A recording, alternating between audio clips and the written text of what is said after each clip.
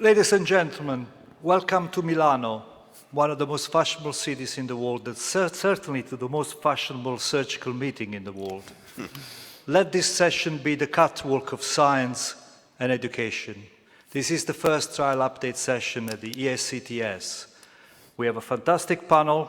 I thank particularly the trialists who are coming here brave enough to present their results. I'd like to let you know that this session is also streamed live on CTSnet, but also on the EACTS website, and we have a Twitter wall for global interaction. I wish you a good session, and we'll let it start. Thank you. Thank you very much. We have an exciting session ahead. We've got a lot to get through, so can I start off by inviting Professor Taggart to share with us the ART trial definitive results. Strong words. Thank you, Mr. Chairman. Good morning, ladies and gentlemen.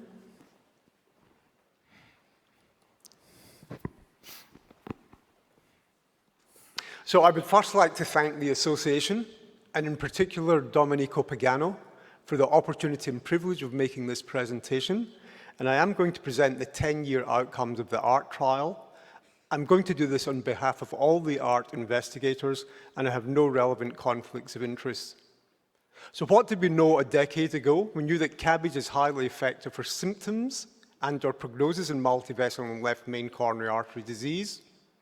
There are over 1 million cabbage performed annually worldwide, and in 90% of patients, they get a single ITA graft in 2 veins. There is strong angiographic evidence of progressive failure of vein grafts that accelerates after 5 years, and that this increases overall mortality and cardiac morbidity. There is strong angiographic evidence that ITA grafts have excellent long-term patency in excess of 90% at 20 years of follow-up. The left ITA is the standard of care for grafting the left anterior descending coronary artery. There are numerous observational studies that have reported a 20% reduction in mortality with bilateral ITA versus single ITA grafts over the long term. But in Europe and the USA, there's low use of bilateral ITA, in contrast to the Far East. And in Europe and USA, this is due to 3 concerns: the increased technical complexity, the potential for increased mortality and morbidity, and the lack of supportive evidence from randomized trials. So we plan to conduct the ART trial, and our estimate was that at 10 years, beta grafts would result in an absolute 5% reduction in mortality in comparison to CETA grafts. To confirm this with 90% power and a 5% level of significance would require over 2,900 patients, so we aim to enroll over 3,000 patients over a 3-year period. The primary outcome was 10-year mortality, and secondary composite endpoint of all-cause mortality, MI or stroke. Inclusion criteria were patients requiring cabbage for multivessel and/or left main coronary artery disease. It could include patients with an acute coronary syndrome but not evolving myocardial infarction, and operations could be done either on or off pump. We excluded patients who required a single graft, evolving MI, patients requiring concomitant valve surgery, or requiring redo cabbage. Patients were enrolled over a 3-year period from June 2004 to December 2007.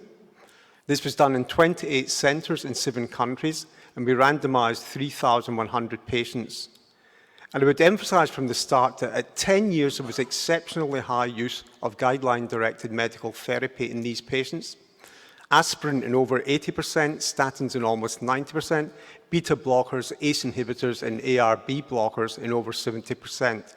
And this is very important because we recently published in JACC this analysis showing that in all the trials of PCI versus cabbage, cabbage patients, although they did better than PCI patients, did so despite receiving substantially inferior medical therapy. If you look at the baseline characteristics in the ART trial, as you might expect in a randomized trial, for almost 20 preoperative characteristics, they were near identical. If you look at what happened in terms of surgery in the ART trial, notice that 40% of patients were done off pump, and that the conversion rate from off pump to on pump was 2%. Adding a second ITA graft added 23 minutes to what was essentially a 4-hour procedure, and over 80% of patients had 3 or 4 grafts. At 10 years, we had 98.4% vital status, which is remarkable follow-up data over a 10-year period. We carried out 2 analyses, intention to treat, which is scientifically the most robust because it preserves randomization. We also conducted an as-treated analysis, which was not randomized, and we did this because 40% of patients actually received a different treatment strategy from that had initially been proposed. 14% of beta crossed to CETA, 4% of CETA to beta, and 22% of CETA had a second arterial graft in the form of the radial artery. And that was done at a time when we didn't know that the radial artery led to superior clinical outcomes. If you look at the intention to treat analysis, at 10 years, there was no difference in survival between bilateral and single ITA grafts. In fact, the curves are almost superimposed. And similarly, for the composite of death, MI, and stroke at 10 years on the intention to treat analysis, no significant difference, although you wonder if there's a trend beginning to emerge at 8 years of some separation between these groups. If you look at the as-treated analysis, again, I would say emphasize this was not randomized, but if you look at the 20 baseline characteristics between patients who had a single ITA graft and those who had multiple arterial grafts, you can see highlighted in green that most baseline characteristics are near identical. And even those which were statistically significantly different were very small clinical differences. So for example, age, there was a difference in 1 year in age. If you look at Euroscore, although it was statistically significantly different, the difference in reality was between 2.7 and 2.5. So these patients, although not randomized, had very similar baseline characteristics. And what did we see in the as-treated group? In mortality at 10 years, there was a strong survival advantage in favor of the patients who had actually more than 1 arterial graft. And if we look at the survival curves, they're actively diverging at 10 years. If you look at the composite of death, MI, and stroke at 10 years, again, we see a strong advantage in favor of patients who actually received multiple arterial grafts. So why did we see no difference in the intention to treat analysis between beta and CETA? It may be that there's genuinely no difference, but if that's the case, then it means having more patent arteries in your heart at 10 years does not improve your survival, but that would be inconsistent with the concept that complete revascularization is better than incomplete. As I've pointed out, there was an extraordinarily high use of guideline-based medical therapy. 22% of the single ITA group also had a radial artery, and I'm going to show you the importance of surgeon experience, because overall, crossover rate from beta to CETA was 14%, but per individual surgeon, it varied from 0 to 100%. Now, this paper in the New England Journal recently by the radial investigators demonstrated the importance of a radial artery versus saphenous vein in over 1,000 randomized patients at 5 years. And you can see a reduction in the composite endpoint of death, MI, and repeat revascularization. And that is due to the difference in graft occlusion at 5 years, 8% for the radial artery, 20% for vein grafts. If you look in the ART trial on an intention to treat analysis regarding surgeon experience, we can see that surgeons who had done more than 50 operations had a significant reduction in 10-year mortality and in the composite endpoint of death, MI, and stroke. In contrast, surgeons who had done fewer than 50 cases had a reverse finding. They had a trend towards increased mortality and composite endpoints. And we published this paper in JTCVS actually showing the individual effects of the incidence and clinical implications of intraoperative bilateral ITA graft conversion. As I've said, the overall rate of conversion was 14% from beta to CETA, but only 4% in the reverse direction. But if you look per individual surgeon, the crossover rates varied from 0 to 100%. And what we did show was, in those patients who crossed at 5 years, they had substantially inferior clinical outcomes at 5 years. If you look in this study at the highest individual volume surgeon in the ART trial, who personally performed 416 cases, with a 1.2% crossover rate. If you look at that surgeon's results on an intention to treat basis, you can see a strong survival benefit in favour of bilateral ITA grafts. And note the benefit doesn't appear until after 5 years, but by 10 years is increasing rapidly with increasing divergence of survival curves. So to summarise and conclude, ART is the largest CABG trial with long-term follow-up, over 98% of patients at 10 years. There were excellent 10-year outcomes in both groups. 40% of patients actually received a different treatment from that originally proposed. On the intention to treat analysis, this confirmed at 10 years the safety of bilateral ITA grafts and no significant difference in all-cause mortality or composite of mortality, MI or stroke. In the as-treated, non-randomized analysis at 10 years, as I've emphasised, these patients had very similar baseline characteristics, and there appeared to be a significant improvement in all-cause mortality and the composite of mortality, MI and stroke. I've shown that surgeon experience is absolutely crucial to crossover rates and eventual clinical outcomes in surgeons who are using bilateral ITA grafts. And we need further randomised trials of single versus multiple arterial grafts, but carried out by appropriately experienced surgeons. And indeed, there's such a trial underway being led by Steve Fremes and Mario Gaudino, the Roma trial. And finally, I'm going to conclude by thanking all the patients who took part in this trial and all the surgeons who participated in recruiting patients. And I would like to actually dedicate this presentation to the memorial of Professor Doug Altman, who was a senior statistician in the trial for almost 20 years, who regrettably died in June 2018. On that point, I'm going to conclude my talk. I would like to thank the organisers again for the great privilege of making this presentation, and particularly Domenico Pagano for having really facilitated this. And finally, I would like to thank you, the audience, for your attention. Thank you.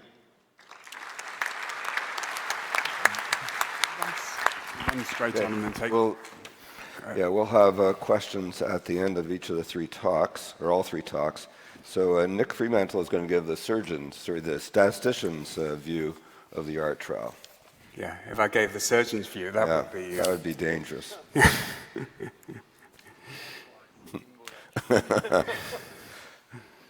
Okay, seem to be locked.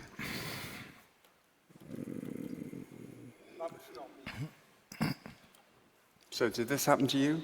Yeah, I should say this is my office. Yeah. Okay, so it's my job to say a few words about the strengths and limitations of the ART trial from a statistical perspective, and raise issues from the statistical perspective that may be relevant for clinical interpretation. I've got to say it's a great privilege to do this. It's very nice to talk about a trial that has been well designed, well conducted, and well implemented. I will say first that when we talked about the interim results and what was likely to occur at the 10-year results, I do recall that we did call the results. We predicted the results probabilistically based on the interim results at that time. More seriously, I would echo David's comments about the sadness that pervades today, as I also miss Doug Altman's wise counsel, a statistician colleague of enormous esteem, who has done an awful lot, who achieved an awful lot in his career to share an understanding of statistics. And I had the privilege to work with him for a period of, well, more than 20 years. So, what can we say of the ART trial? Well, a well-designed and implemented trial. We need more trials like ART in cardiac surgery. The 10-year follow-up is incredibly appropriate. Taking an interim look, so sharing some early results at the point that the trial cannot be affected by, the outcome of the trial cannot be affected by sharing those results, is an innovation. It is very useful. It is something that we need to do with these kind of very long-term trials. Otherwise, patients will wait a very long time to benefit from them. It has an objective primary outcome measure. The primary analysis is by intention to treat and so unbiased. There's a central concealed randomization process, and in spite of 10 years of follow-up, as on the back of my envelope, there seemed to be less than a 5% loss to follow-up, which is phenomenal.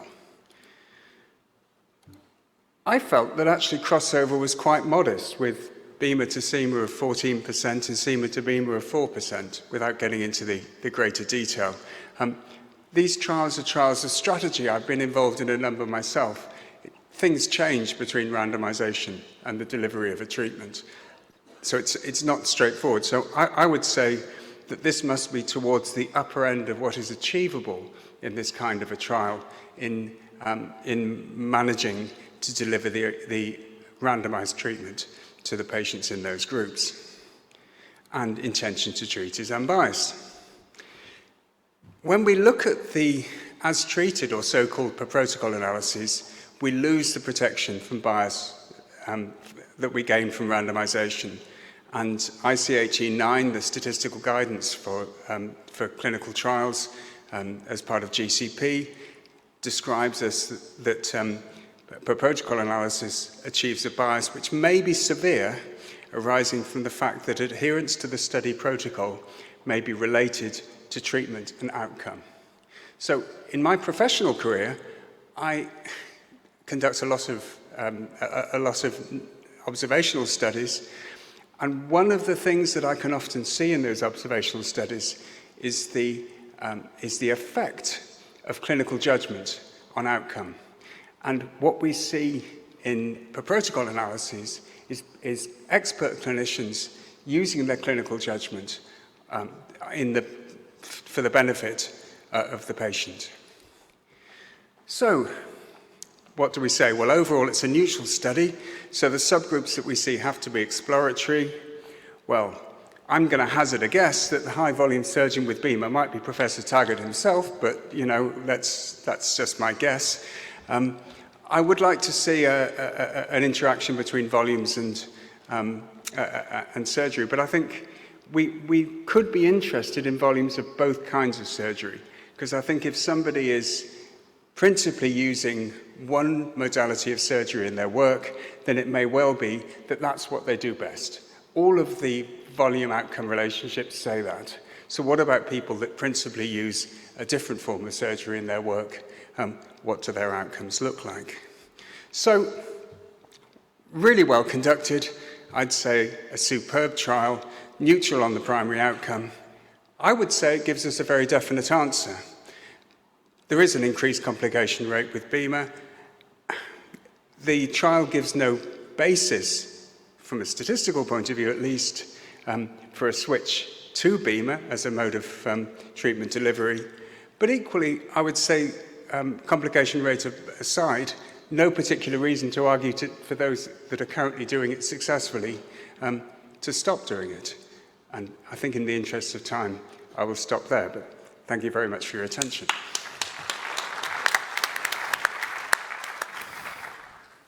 I'm next.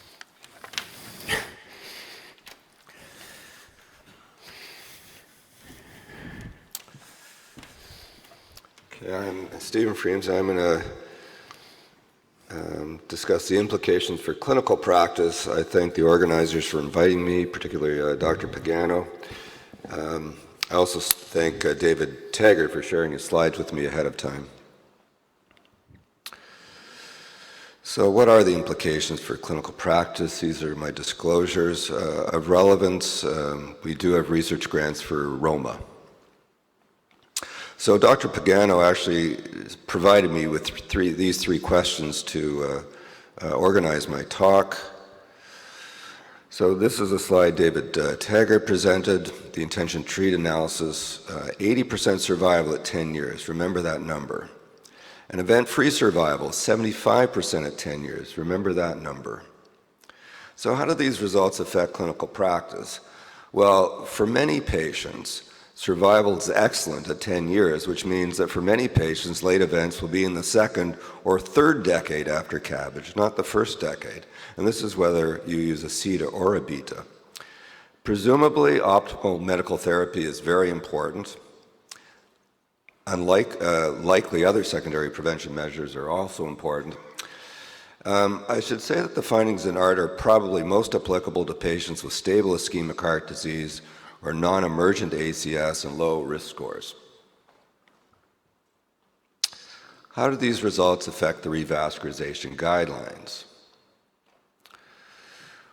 So I want to show you that in the as-treated analysis, the survival curves are diverging. They're diverging earlier and they're diverging later.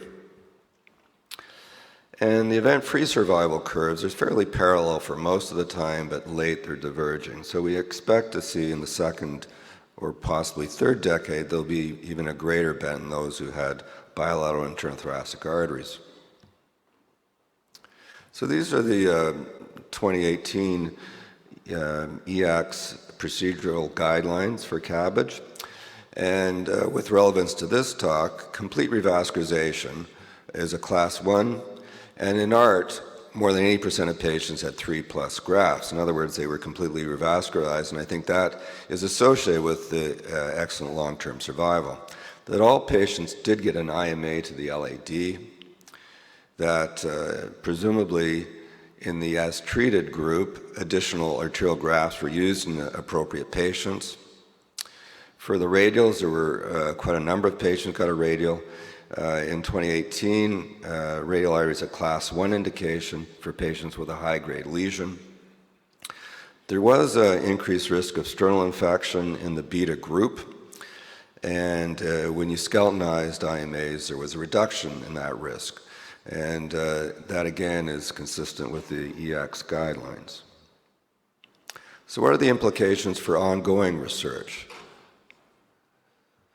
Drs Gaudino and I are the PIs, and you could say that Roma is ART, the sequel. So we did design with many of the factors of ART in mind. Firstly, the sample size, it's event-driven, and ART was underpowered in the end. The mortality was expected to be 25%, at 10 years and it was 20. In Roma, the primary outcome is MACE, and ART was all-cause mortality.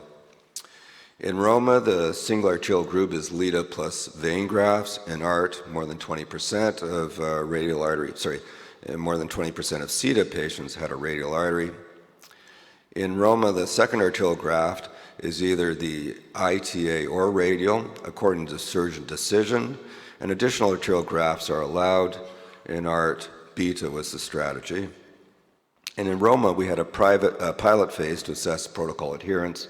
In ART, the crossover rate was greater than 50%. As well, in Roma, we have strict surgeon eligibility, as Taggart thought was important.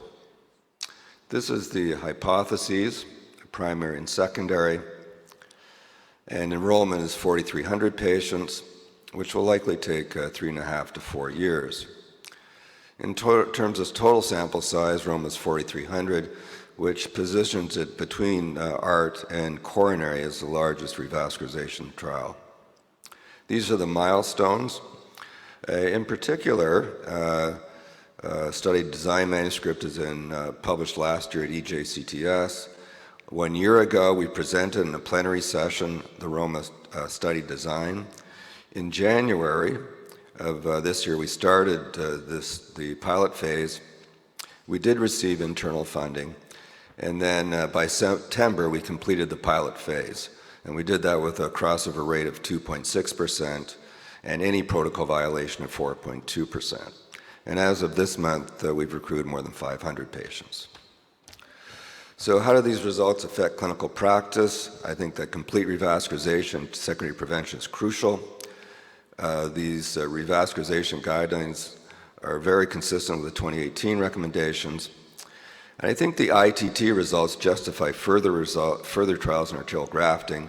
However, I would strongly encourage Dr. Taggart to continue follow-up with the ART patients, because I think we will see separation of the curves in the ITT group in the second decade. Thank you.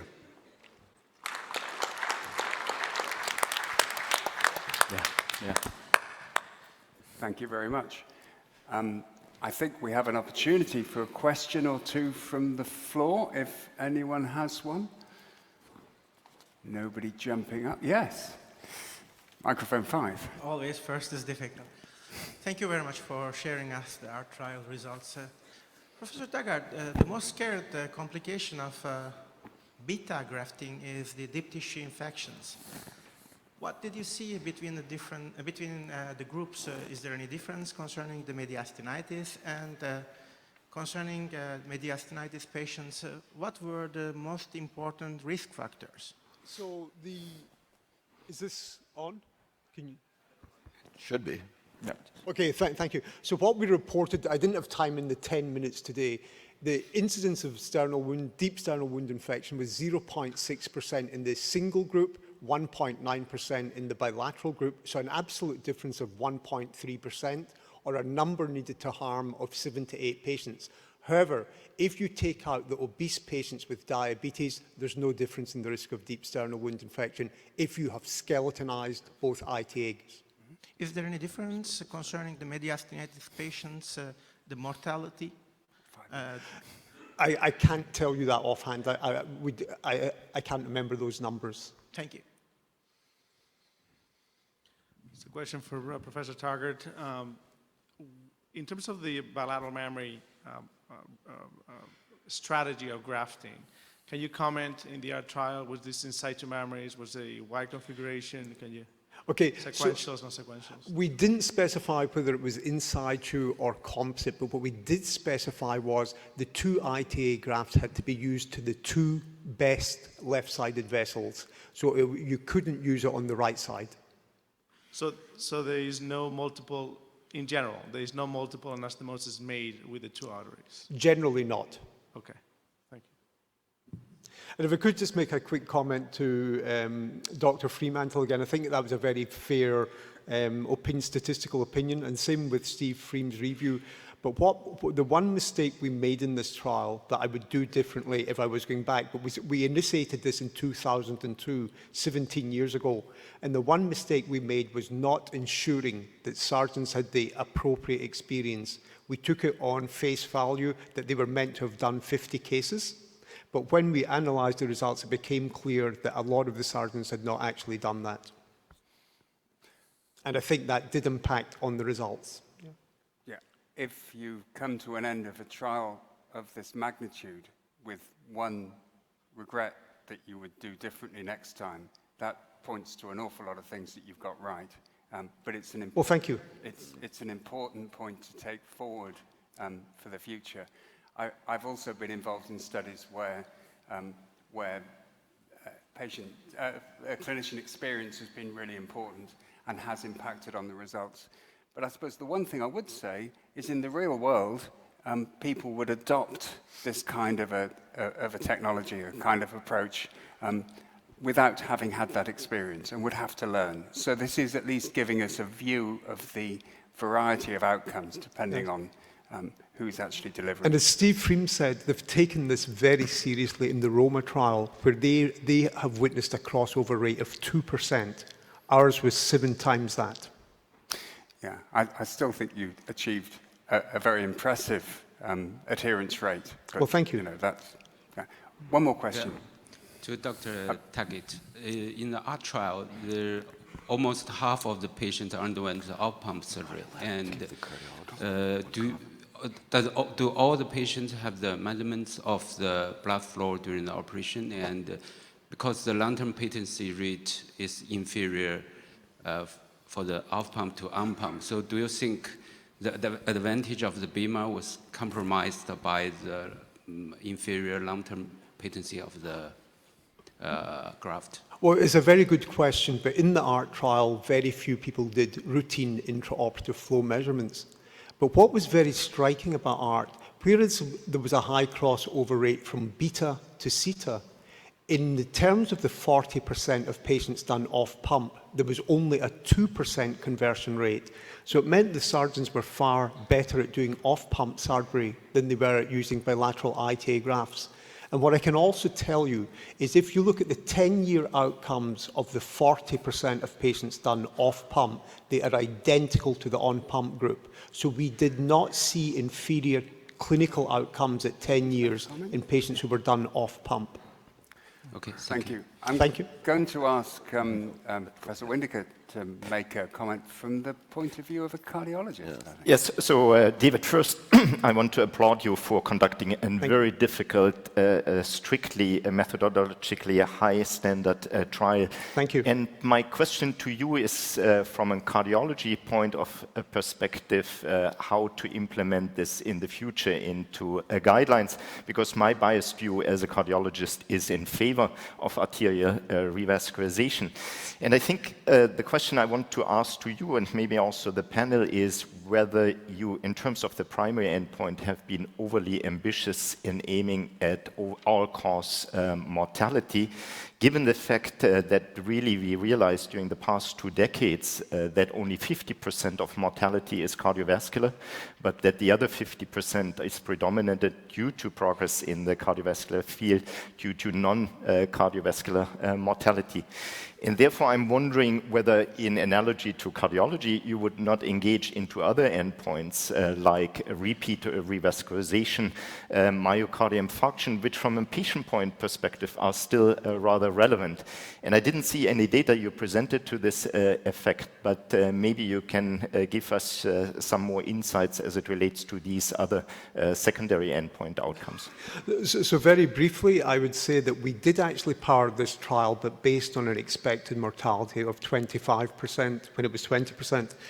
But I still think that in all trials we can talk about different endpoints, but the one that really counts is mortality. Because even depending on how you define myocardial infarction, you can change what number you want to come up with, but no one is going to argue with mortality as an endpoint. So I still think if we're going to do big surgical operations, we have to show that there is a mortality benefit. Thank you very much. It would be lovely to discuss this further, but sadly, we're, as I keep on saying, slaves to the clock. We'll have to move on. Thank you very much, Professor. Thank you very Taggart. much. Thank you very much for your speech. So we move on to the impact trial and invite Professor Gaudino to share the trial results with us.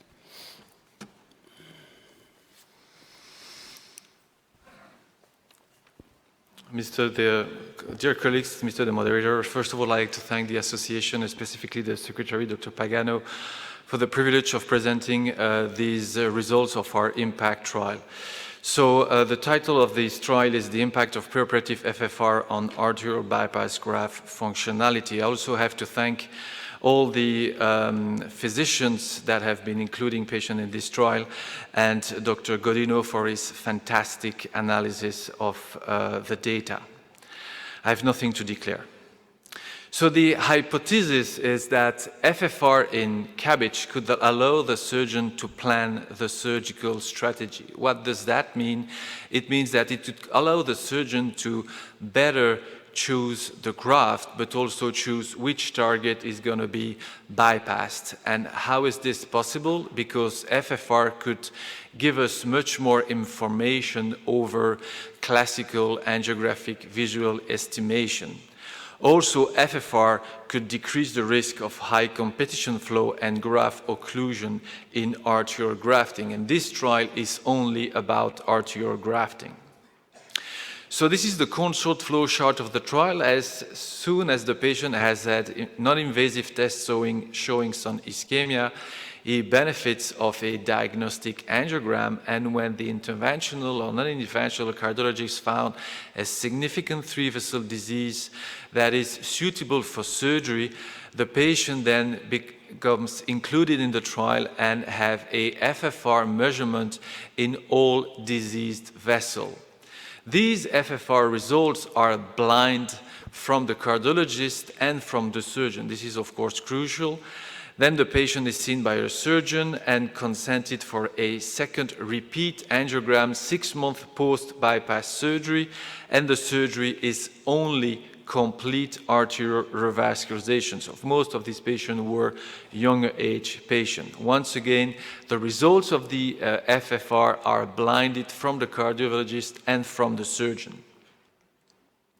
The primary endpoint is to evaluate the impact of the preoperative FFR on arterial bypass anastomosis function at 6 months with systematic angiographic follow-up. Secondary endpoint was to correlate this FFR measurement with graft configuration in situ versus composite, but also to evaluate the anastomosis functionality with the FFR and the MACE rate at mean follow-up. We used a different grading of the functionality of the anastomosis compared to the classical patency. Why? Because we only use arterial grafting, and the patency, the classical Fitzgibbon patency, has been defined mainly for veins. So 0 was an occluded anastomosis, 1 a native coronary arteries with a dominant flow, 2 a balanced flow, and 3 a fully opacified coronary artery by the graft. So we decided to say that a anastomosis was not functional when you had a score from 0 to 2, and functional only when the anastomosis was opacified by the graft only, which is completely different than the conventional patency, where you would consider a patent anastomosis with a grade 1 to 3, and only a non-patent anastomosis when the anastomosis is occluded. We were today able to enroll 80 patients, with 63 of them who benefited with a 6-month systematic angiogram, and in fact these results are the midterm analysis requested by the DSMB. We were able to control 199 anastomosis, and 68% were sequential anastomosis, and 86 were bilateral mammary Y grafting configuration. This is the patient characteristics. Mean age is 67. As you can see, the mean SIGDAC score is 22. We also looked at the target vessel size. We looked at the runoff, grading the runoff from good, medium, and poor, and 78% of the procedure were off-pump procedures. This is what we observed. We observed that looking at the Lita anastomosis, 8.3% were occluded. Looking at the right mammary anastomosis, 17% were occluded. And looking at the radial anastomosis, 20%, in fact, 2 anastomoses were occluded. Now, when we looked at the functional versus non-functional, 85% of the anastomosis with the left mammary were functional, 69 in the right mammary, and 70 in the radial artery. This is not graft patency, this is anastomosis functionality, which is significantly different.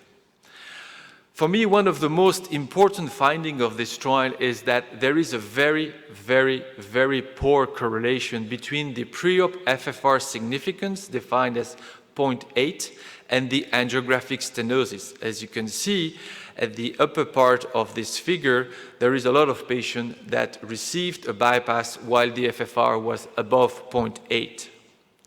When we looked at the correlation between FFR and angiographic stenosis estimated by visual inspection, we found that the lower FFR were found in the LAD territory with a 0.71 FFR, and this is not surprising because the LAD has the largest runoff and the largest myocardial that could explain the lower FFR. Now, when we looked at the association between the percentage of stenosis by visual inspection and the graft function in univariate, nothing was significant, showing that eyeballing is definitely not a good way to predict if anastomosis is going to function or not. On the contrary, when we looked at the preoperative FFR and the graft function at 6 months, we found a significant correlation with a p-value of 0.001 in every subcategory of the functionality, showing a very significant and strong correlation between the FFR and the graft functionality at 6 months in univariate. When we looked at the multivariate analysis, we found exactly the same results, whether there was no importance on the territory, the way how we're using the graft, the type of graft, and the graft configuration. Everything is highly, highly significant between the pre-op FFR and the graft function in multivariable analysis. So when we looked at the functional versus non-functional, and this is the most important finding, we found a clear cutoff of 0.78 of FFR, above which arterial anastomosis are significantly less functional versus below 0.78, and this is the first time we found as such a cutoff.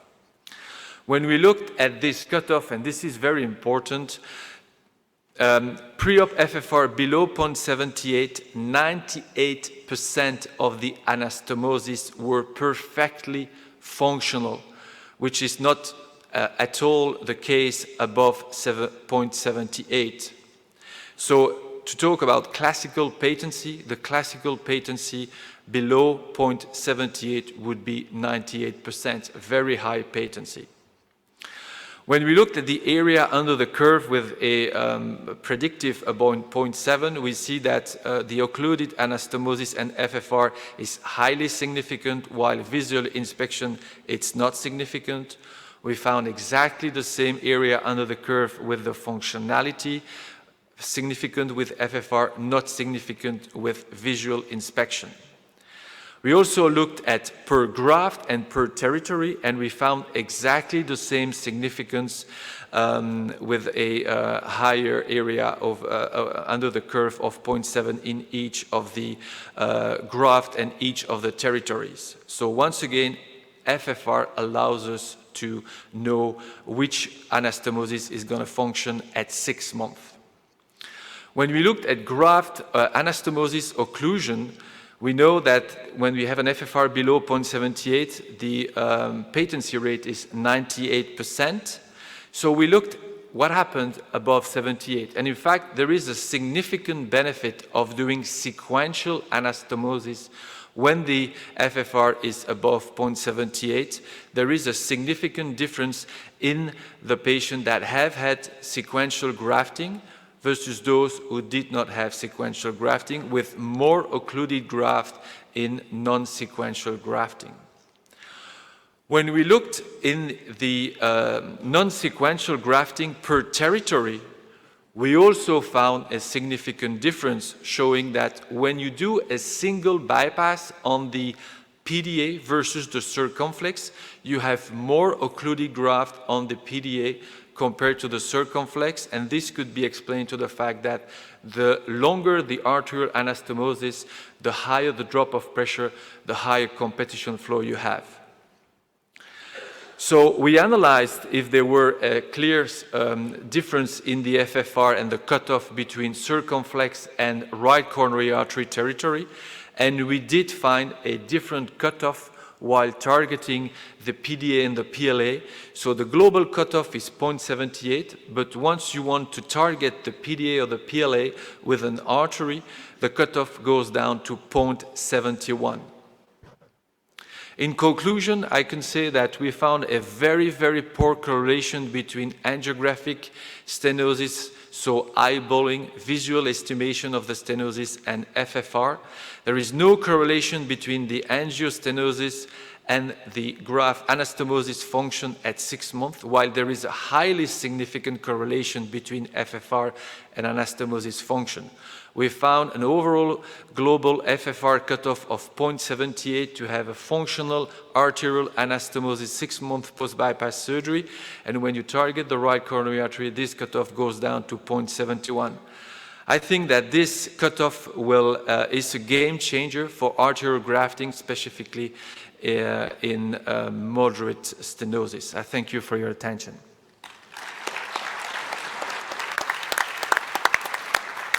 Thank you very much. I think we might start by asking Professor Windico if he might like to make any comments in response.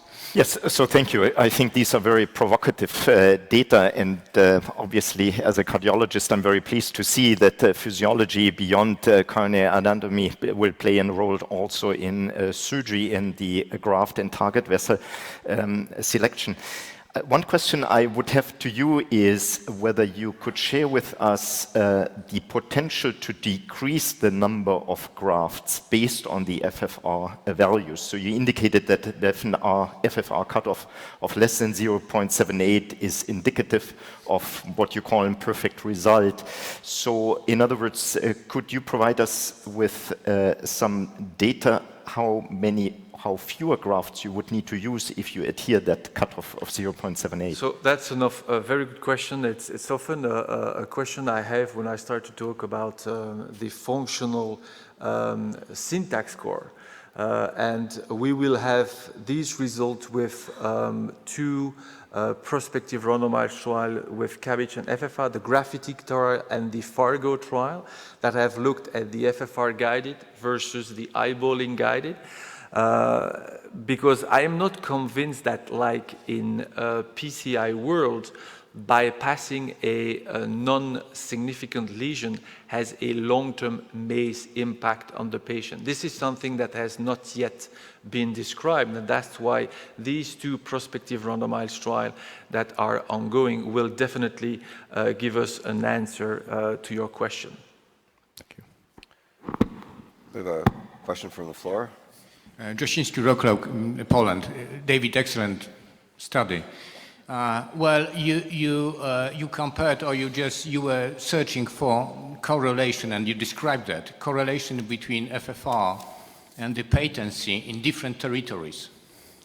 However, have you looked at the different grafts? For example, comparing radial and bilateral mammary, especially with sequential grafting. Ahead of time now. So unfortunately, the number of radial in our series is not sufficient to draw a clear difference between the right mammary and the radial artery. What I can tell you is that when we looked at the difference between right mammary, sequential anastomosis or not sequential anastomosis, and the left mammary, so the lateral wall versus the anterior wall, there were no difference with the FFR cutoff or the functionality of the graft. Thank you. And the problem is that the radial was mainly used to target the right, so that's why the FFR was lower. Okay, let's go back to... Next is microphone 10.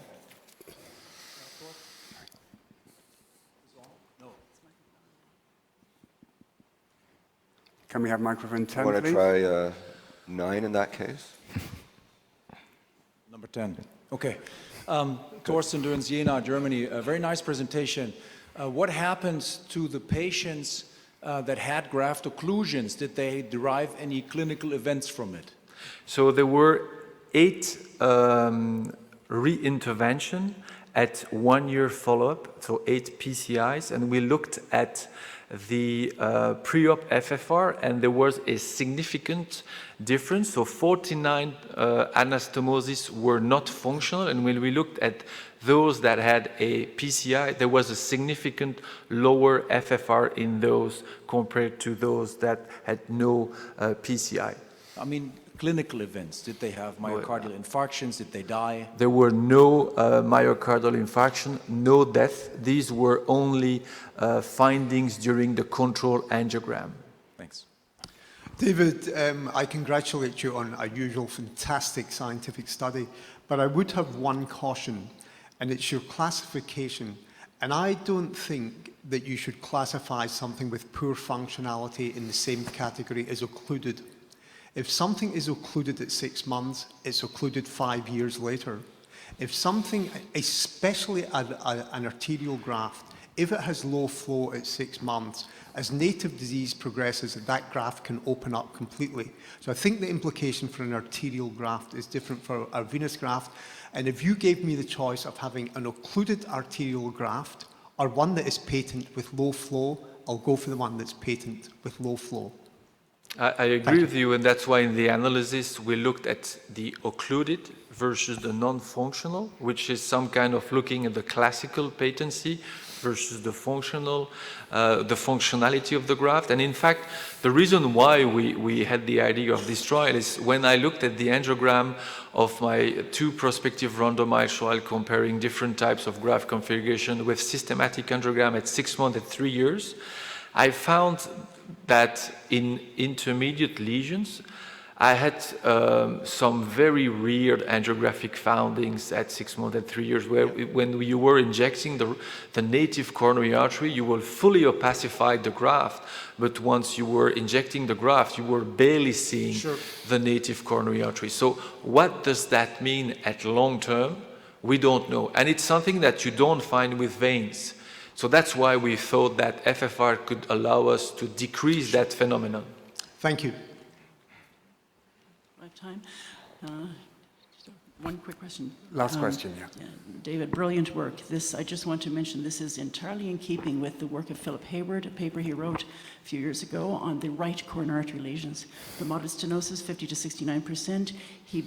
They found that at 3 years, if you bypass that right coronary artery, the disease progressed in the native right coronary artery, and then the vein, if it was a vein graft, it was going to go down. If you did not touch that right coronary artery, the disease did not progress. However, in the left-sided system with a moderate lesion, they did progress. So since that paper came out, I rarely bypass a moderate lesion right coronary artery, which is entirely in keeping with your FFR at 0.71. Thank you. So I completely agree with you, but once again, I think in the surgical community, I think that we have to move to the classical eyeballing, to something better, specifically in the intermediate lesions. I often hear, for example, that, oh, it's a 60% lesion, but a 3-vessel disease, so I'm going to put a vein on that 60% lesion. I'm not sure it's the ideal strategy, and once again, I think that these two prospective randomized trials, the Graffiti trial and the Fargo trial, will give us the definitive answer to your question, to your comment. Thanks very much. Well, we'll move on in this packed session. We're now going to move on and discuss the Mitra-fr trial and the Coapt trial. So I invite Professor Obadia to come and present on that topic. Thank you. Okay, first I will thank the EACTS for this invitation to comment the French prospective randomized study I conducted, and also to comment the Coapt study which has been run in US. These are my conflicts. And well, you already know the result of those two studies, so I will not describe those two studies one by one. I will just try to put in parallel the results and to try to understand why the results are so different. First of all, as you see, in France, we published the protocol 3 years before the publication of the result of Mitra-fr.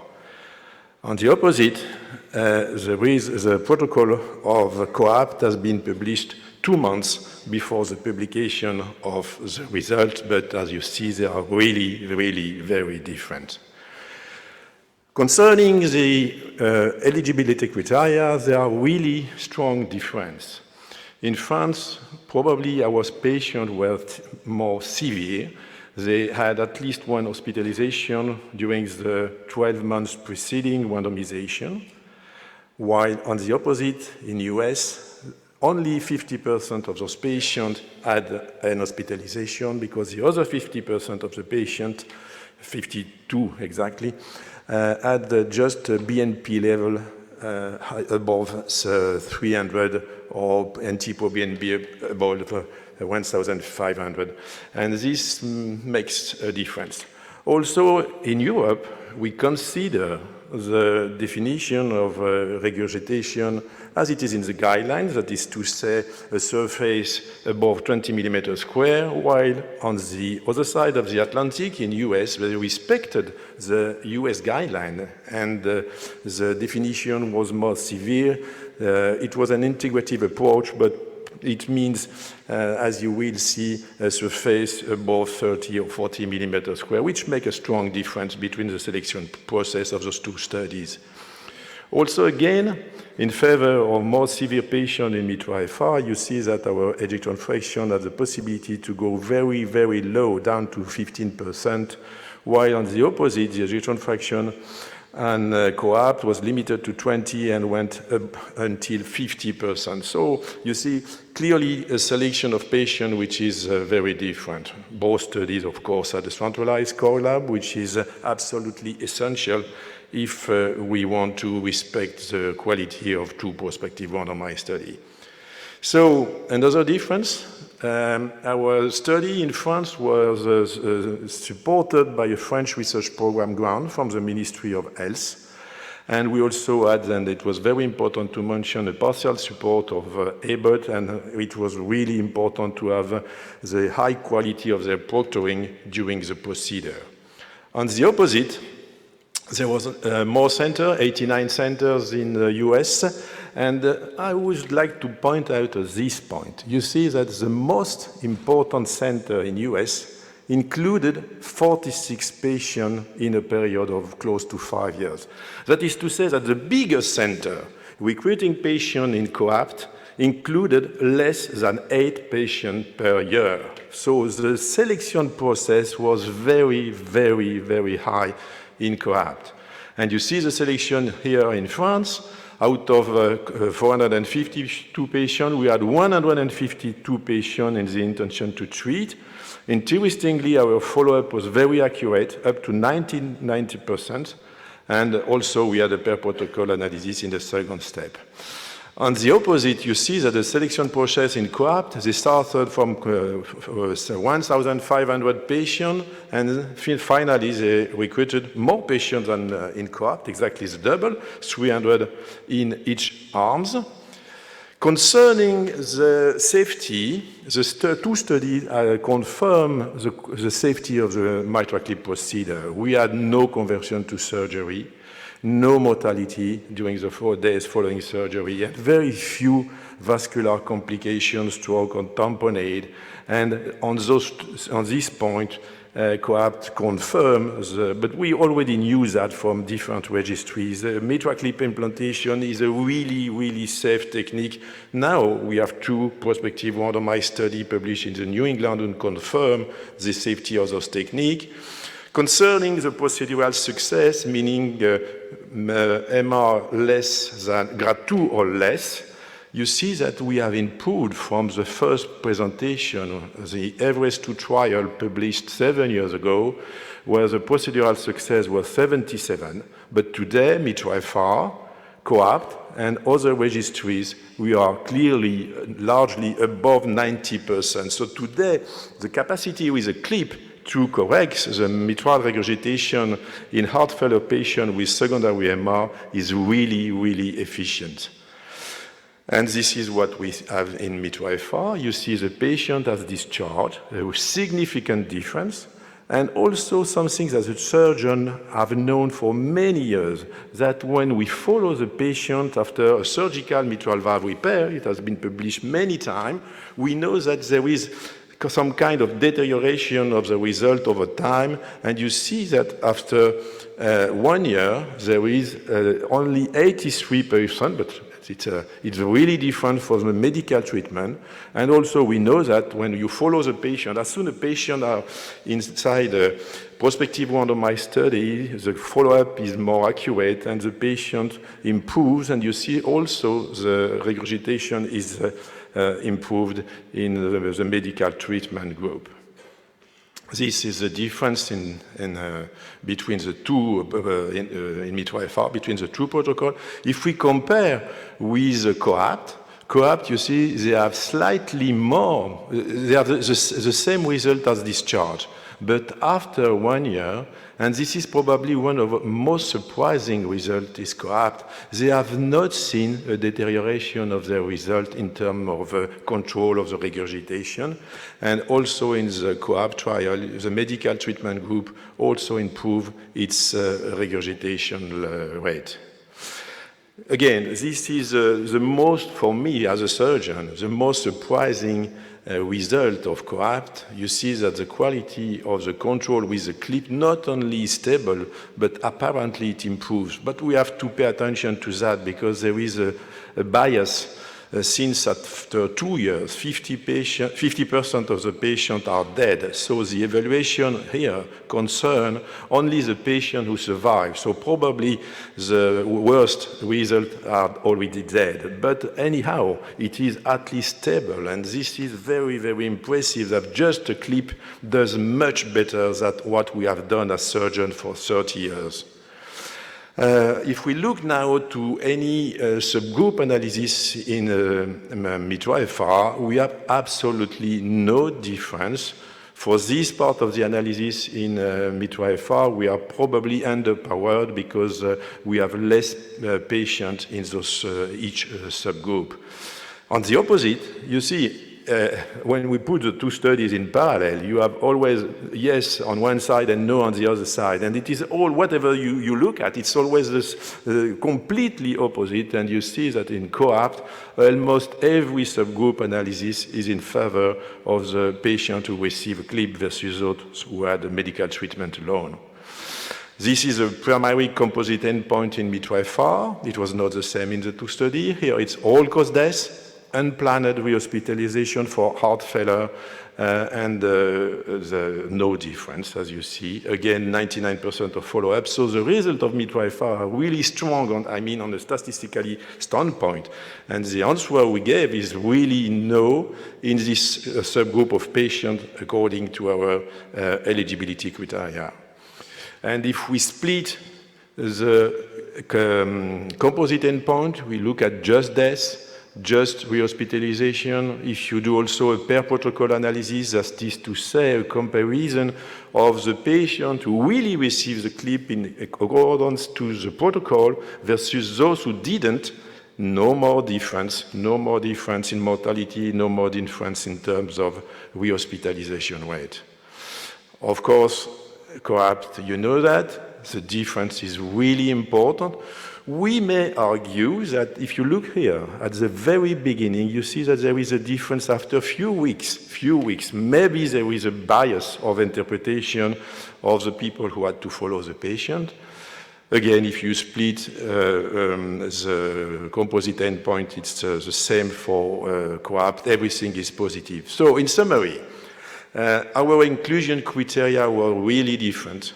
And you see also that in Coapt, they refuse patients with very dilated ventricle. And as a consequence, the two populations selected by the two studies are really different. You see the surface of regurgitation, which is much smaller in Mitra-fr rather than Coapt. The ventricle in Mitra-fr was highly dilated, which was not the case in Coapt. And in Coapt, they have tried to do a subgroup analysis, decreasing the size of the ventricle and increasing the volume of the regurgitation. And here on the top left, you see what we could call the Mitra-fr-like patients of Coapt, and you see that there is no difference. So there is a consistency when we look at those studies, and you can finally understand why those two studies are only apparently in opposition.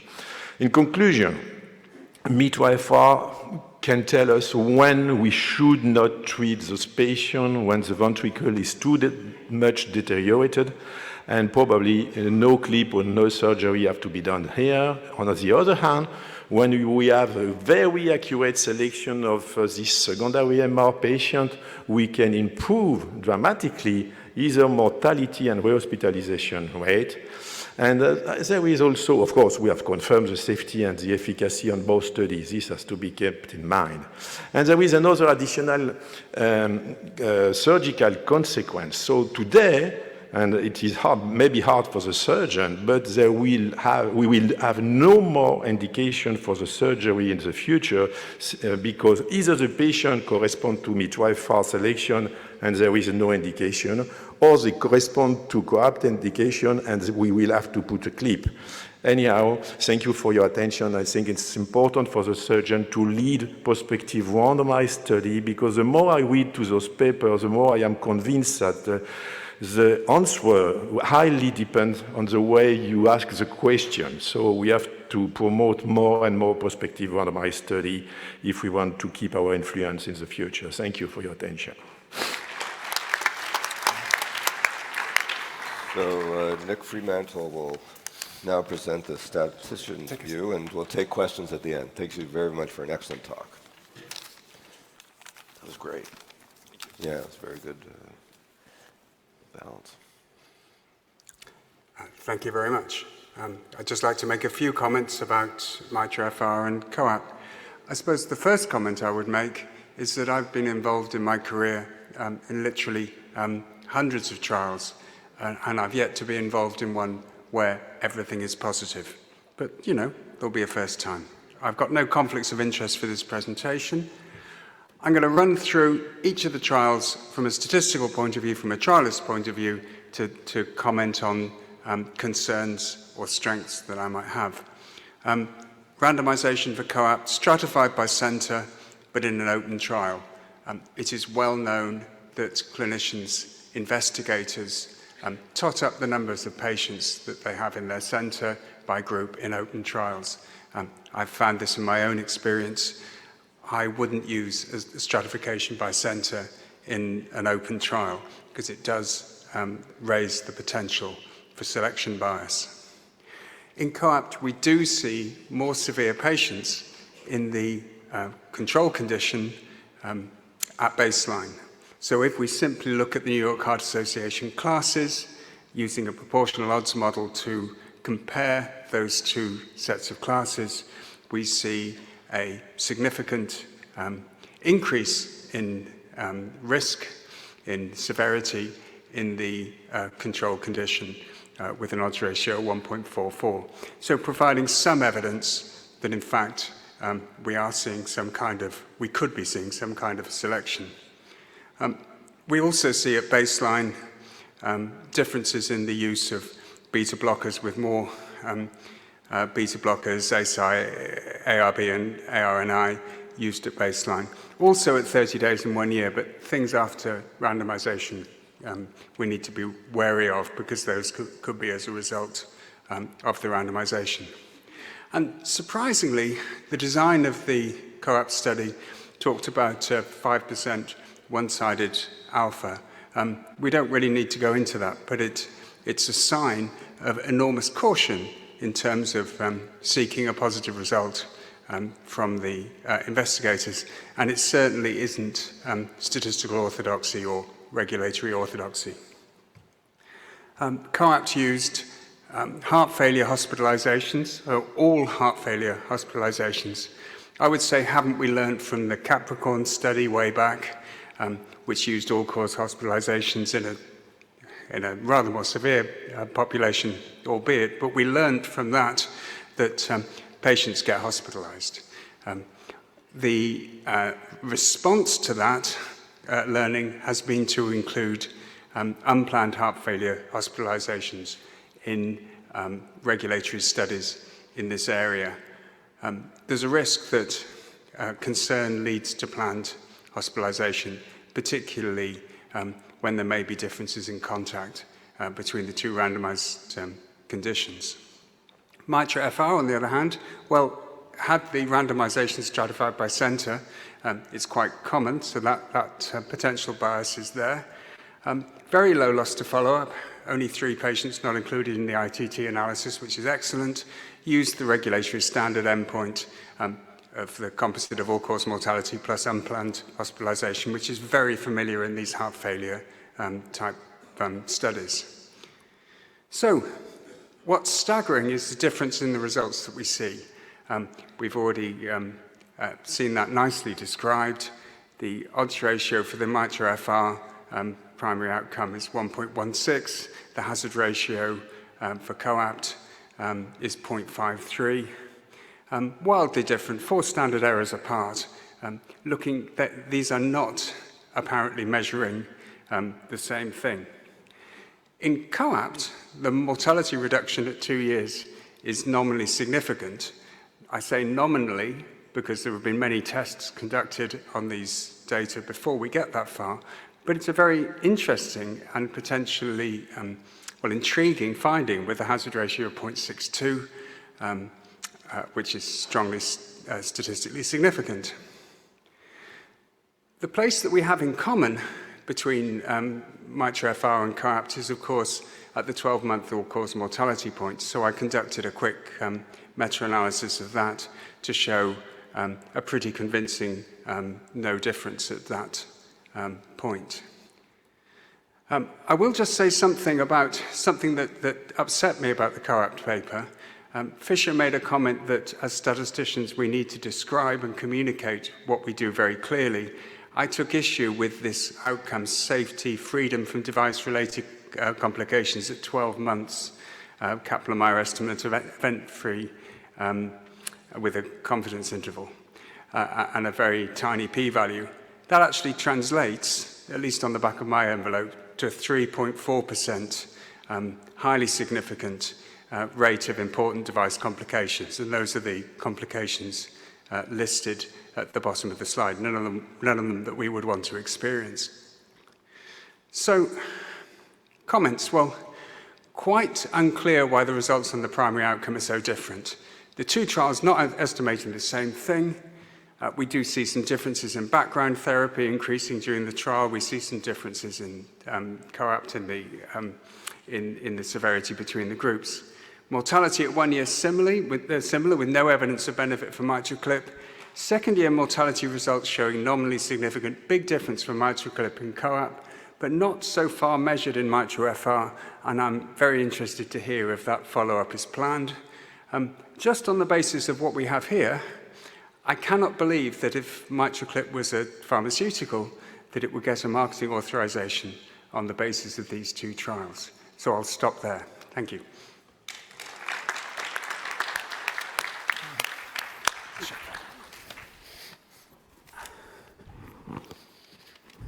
So, I guess the first question is to you. You gave us an excellent overview. Has your clinical practice changed as a French cardiologist since Coapt? It should be on. Yes. Does it work? No. No. Try the podium. Yeah, podium then. Well, you know, in France, we have no reimbursement for secondary MR. So the only way we had to treat those patients were either to enroll the patient in the study or to have a specific budget on our own hospital. So there is a huge limitation in France. So we cannot change for this reason. So I cannot say that the result of the study has changed anything in our practice. Well, anyhow, if I may add a comment, we will soon have the 2-year follow-up for Mitra-fr, and that will be interesting, but as you mentioned, at 1 year there is no difference in Coapt, and after we see the two curves, which are the trend to separate, and maybe we could have a surprise. We need to do that. It would be a good surprise. Well, yes, it would be good for humanity. Yeah, absolutely. Yeah. It would be a really big surprise. Anyhow. If I can just make a comment from a cardiology perspective, I think there are three things I find in Coapt that is a little bit puzzling. The first, I think, is the difference in medical therapy that Nick pointed out, which persisted at 1 year and 2 years. Yes, either on beta blocker and right. And so it may have influenced the result, but it was margin. Yeah, but because the event rates, because the patient numbers are small, so even if there is a difference of 2 or 3 deaths, may have skewed the results quite significantly. Yeah. So that was the first concern that I have from Coapt. The second is the plausibility of the benefit. Most of the heart failure therapy that we have, ACE inhibitors, beta blockers, CRT, they all improve either reverse remodeling or the functional capacity in 6-minute walk, which we didn't see in Coapt. There was no significant difference in LV size or 6-minute walk distance. I mean, the only other heart failure therapy that has got benefit without affecting reverse remodeling or 6-minute walk distance actually is an ICD. So that is a bit curious, and it's also at odds with the analysis of the average study where they looked at the reverse remodeling, which correlated very well with reduction in mitral regurgitation. So this is also a little bit strange, what the mechanism of the benefit, quite substantial benefit. And I guess lastly, the mortality in these patients is extremely high. 2-year mortality of 40+% is very substantial, and that's in the category of the Intermax 4 or 5 kind of patients. These are comparable to NYHA class 3, class 4 patients, not NYHA class 2.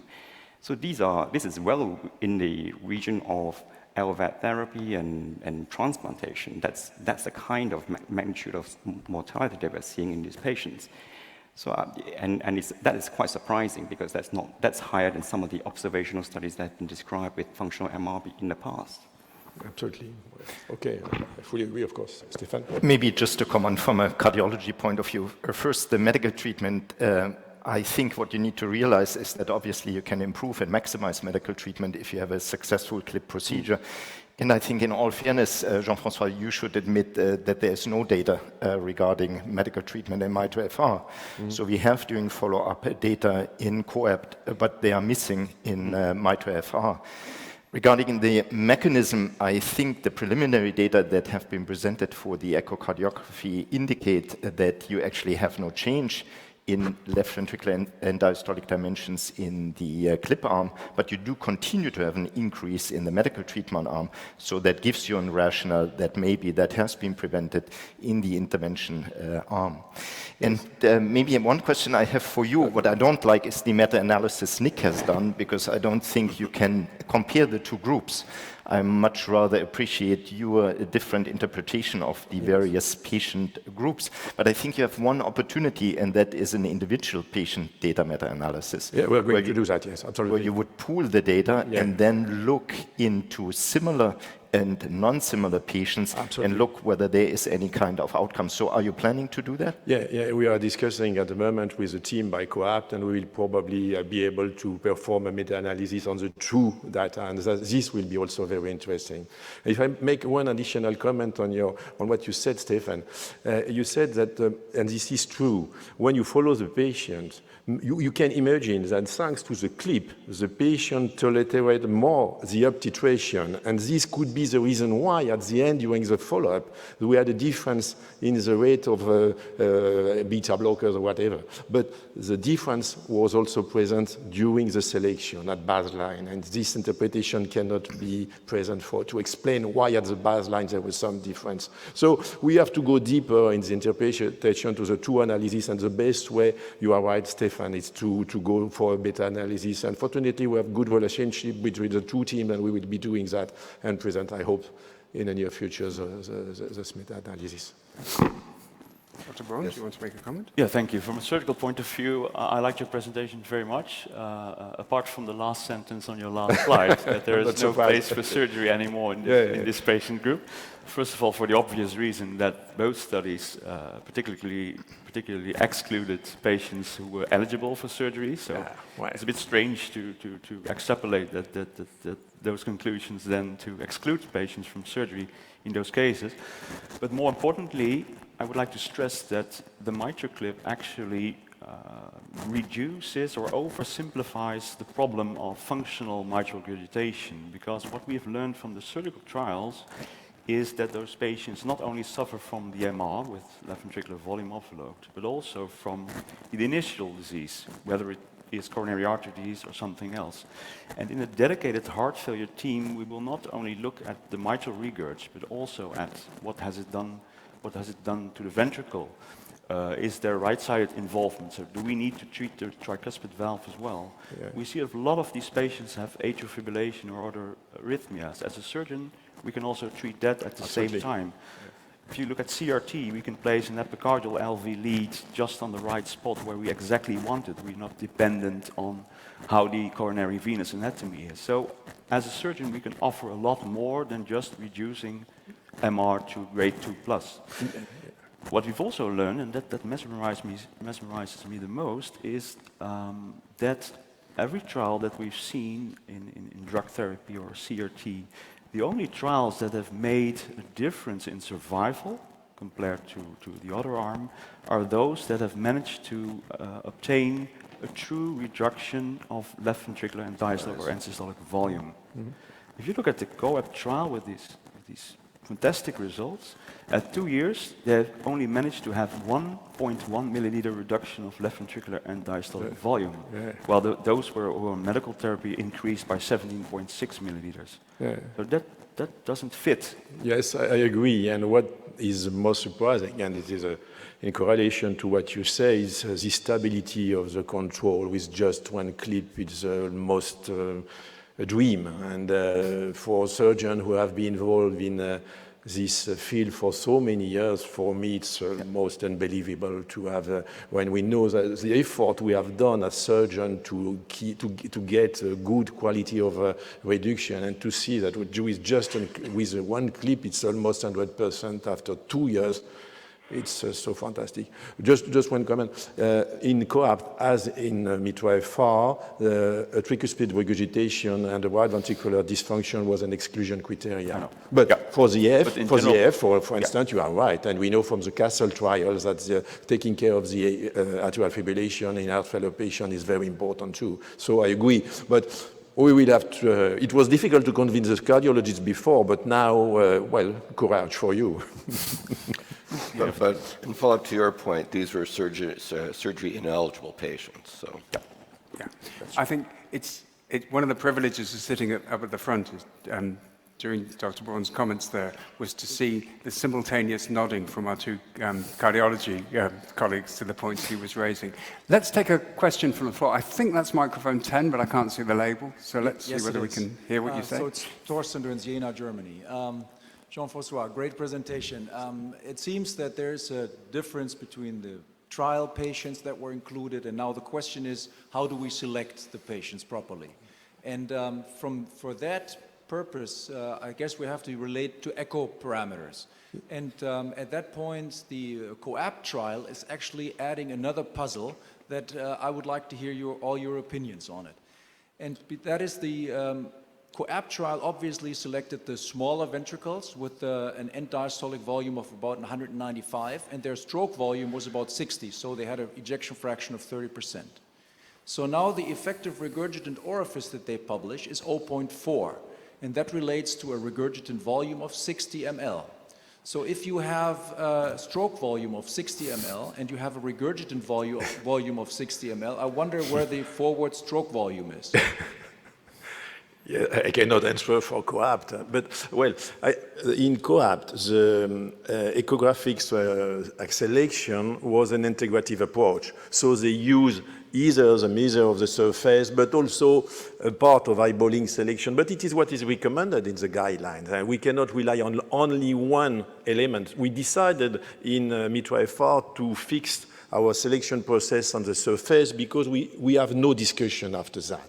It was a clear way to select the patient, and we had also to stabilize the patient because we know that this regurgitation can change during the follow-up, and if the patient were stable and the regurgitation was still present, we rely on the surface. But it was not the same selection process in Coapt, and maybe this is this different approach which explains, but I agree with you, this is surprising, yes. I mean, in your trial, the numbers add up.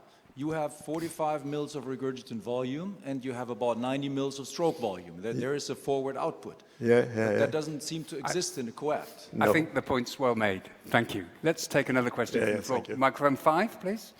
Yeah, you. Associate Professor Doa Lansbury from Australia.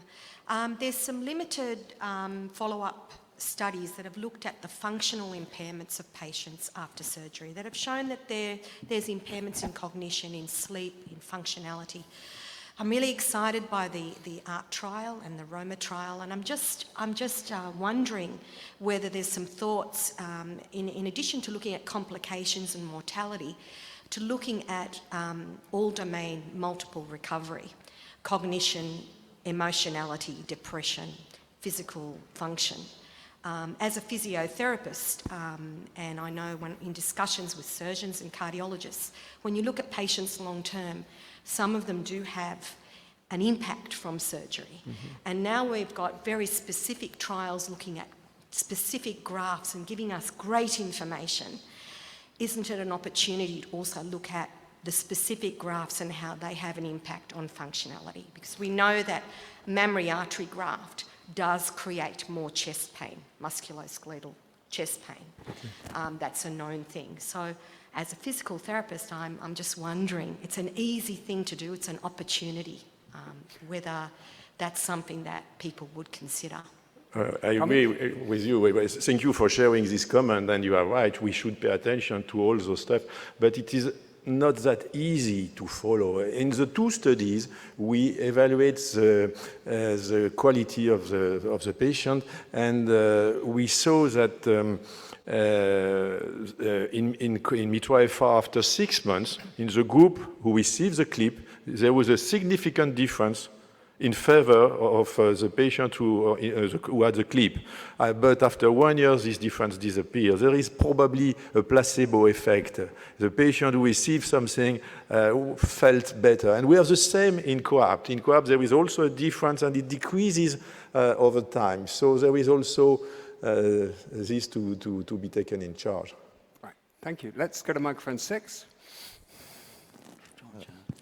John Chan from Malaysia.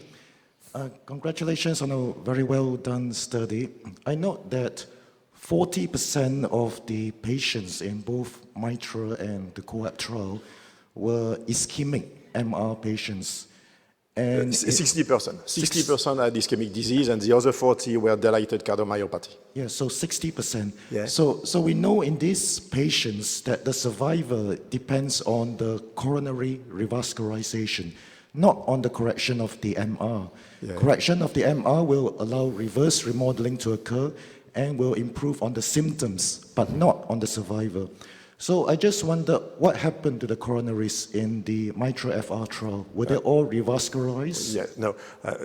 You keep in mind that this is very severe patient, and during the selection process in both studies, we have been up to the last possibility to revascularize the patient. And during the selection process, they had either surgery for revascularization or angioplasty. And we had to wait at least 3 months before the randomization. And in the follow-up, no patient had repeat revascularization, and of course, no revascularization by surgery. So, and you know, at 2 years in the Coapt, 50% of the patients were dead. So the problem was no more the revascularization. The problems were really whether or not to treat the mitral valve regurgitation.